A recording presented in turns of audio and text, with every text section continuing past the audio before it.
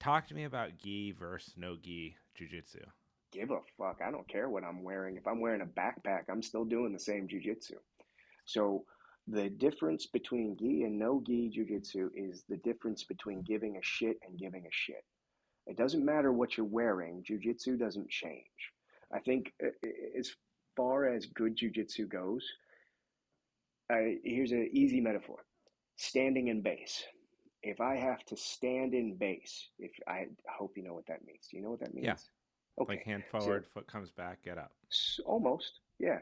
So there's a bunch of versions that people teach all over the world. So if I'm going to stand in base, that's a thing under context, and that's important because a lot of people just go like, "Ah, we don't do that here because like I've had it's pressure tested with some MMA fighters, it doesn't fucking work."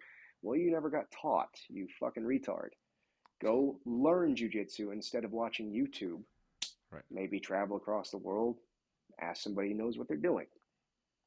Anyways, standing up, am I going to stand up the same with a gi on or without a gi?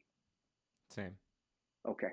So if I stand up and I have a battle belt on because I'm a police officer, am I still going to stand in base, but does the technique slightly change? Well, you have to protect your gun. Uh-huh.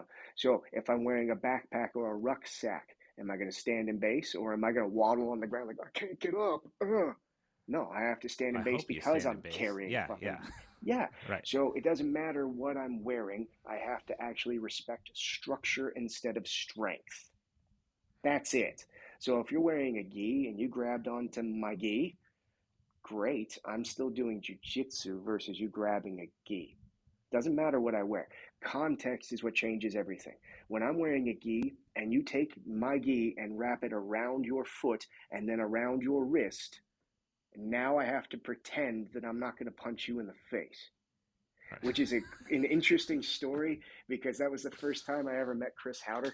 Chris Yeah. Howder is an old friend of mine, and the first time we ever rolled, that son of a bitch put me in worm guard, and I didn't do anything. I just sat there like, the fuck you doing?